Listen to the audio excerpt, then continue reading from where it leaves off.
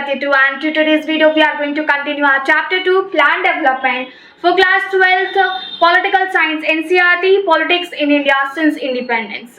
तो ये वाला हमारा सेकेंड चैप्टर है। हमने फर्स्ट चैप्टर का वीडियो बनाया हुआ है, यहाँ पे आई बटन आ रहा होगा, you can check out the playlist for this one. Before I go ahead, those students who are visiting my channel for the very first time, I want to tell you one thing, Studyship with Krati provide crash course। Crash course से हमारा मतलब है 2 महीने का course जिसमें हम live classes deliver करते हैं और आपका 2 महीने में हिस्ट्री एंड पॉलिटिकल साइंस का सारा सिलेबस कंप्लीट करवाया जाएगा।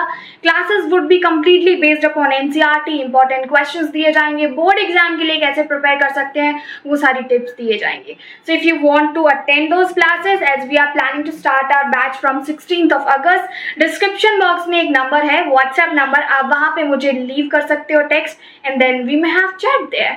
So let's get started with our today's chapter। तो देखो प्लान डेवलपमेंट हम पढ़ेंगे जिसमें मेनली बात करनी है प्लानिंग कमीशन की, नीति आयोग की एंड एनडीसी की। आई नो इस चैप्टर में बहुत सारे ऐसे टॉपिक्स हैं जिनको कंप्लीट डिलीट कर दिया गया है, but here's my humble request to you all, वो टॉपिक डिलीट किए गए हैं जो कहीं ना कहीं इस चैप्टर का बेस है, तो समवेयर हम उनको थोड़ा सा रिवाइज करेंगे, not in a proper way but definitely we are going to recall them at least once. Okay, here we go. Ideas of development, पहले बात कर लेते हैं डेवलपमेंट का मतलब क्या था। हम बात कर रहे हैं 1950s की, जब इंडिया नया नया आज़ाद हुआ था एंड उस दौरान हमारी लीडर्स के बीच में जो बात चल रही थी वो ये थी कि आखिर आगे इसको कैसे ले जाना है, हमें डेवलपमेंट कैसे करना है। सो डेवलपमेंट का मतलब क्या है? Development basically we associate with modernization, modernization in the sense technological sense में, साइंटिफिक वे में हम बोल सकते हैं, otherwise in terms of material growth, that's what we actually call ना development. Next, India actually adopted mixed economy, like हमने कुछ features US से लिए, अमेरिका से लिए, कुछ फीचर्स हमने यूएसएसआर से लिए। तो यूएसएसआर से हमने सोशलिज्म लिया एंड यूएसए से हमने लिबरलिज्म लिया, इन दोनों को मिक्स करके हमने हमारी इकोनॉमी को स्टैब्लिश किया। तो आगे और क्या हुआ होगा? आगे हुई planning. It's just like that, आपको अच्छे से काम करने के लिए प्लानिंग ज़रूरी होती है, चाहे फिर वो बजट की हो या फिर किसी और चीज़ की। डेफिनेटली आपके घर में बजट बनाया जाता होगा। फॉर इंस्टेंस आपके फैमिली में अर्निंग 20,000 है या मान लेते हैं 1,20,000 है, तो इन दैट वे ये डिसाइड किया जाता होगा, अच्छा हमें यहाँ पे इतना इन्वेस्ट करना है, यहाँ पे इतना करना है, सेविंग हमारी ये हो जाएगी, नेक्स्ट टाइम के लिए ये हो जाएगा।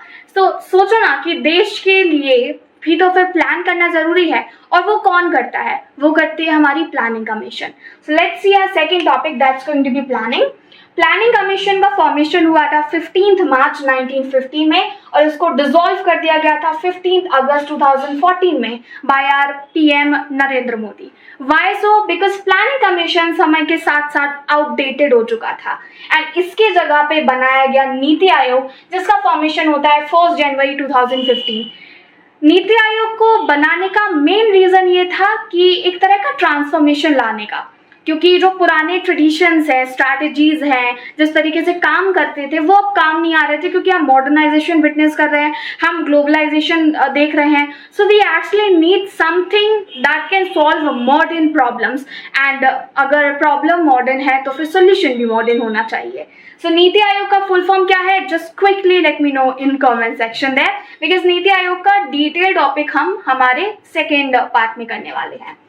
Let's go ahead. नीति आयोग का फॉर्मेशन क्यों हुआ? देखो, नीति आयोग का फॉर्मेशन हुआ था ताकि necessary and technical advice provide करा सके स्टेट एंड सेंट्रल गवर्नमेंट को। सेकेंडली, जो नीति आयोग में पीएम होता है वो हमारा एक्स ऑफिशियल चेयरमैन होता है। फॉर इंस्टेंस प्लानिंग कमीशन में नेहरू जी 1950 से लेकर के 64 तक इसके चेयरमैन रहते हैं, ठीक है, बट उनकी डेथ के बाद फिर जो हमारे नेक्स्ट पीएम आए, Lal Bahadur Shastri ji, Indira Gandhi and so on, उन्होंने कैरी आउट किया। तो नीति आयोग में भी फॉर्मूला वही है, जो हमारा पीएम होता है वो एक्स ऑफिशियल चेयरमैन होता है एंड वाइस चेयरमैन को अपॉइंट करते हैं हमारे पीएम। तो लेट्स सी वाइस चेयरमैन की थोड़ी सी history.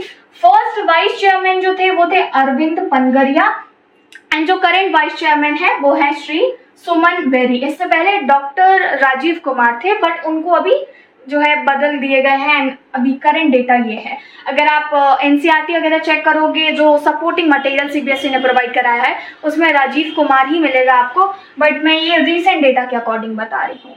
So as I said, इससे कुछ पोर्शन हमारा हटा है और वो है हमारे 5 year plans. But you know what, I consider 5 year plans as a soul of this chapter, क्योंकि उनके बिना आप कैरी फॉरवर्ड नहीं कर सकते हो। तो प्लानिंग कमीशन ने क्या किया था, ये ना हर साल 5-5 साल की प्लानिंग करते थे।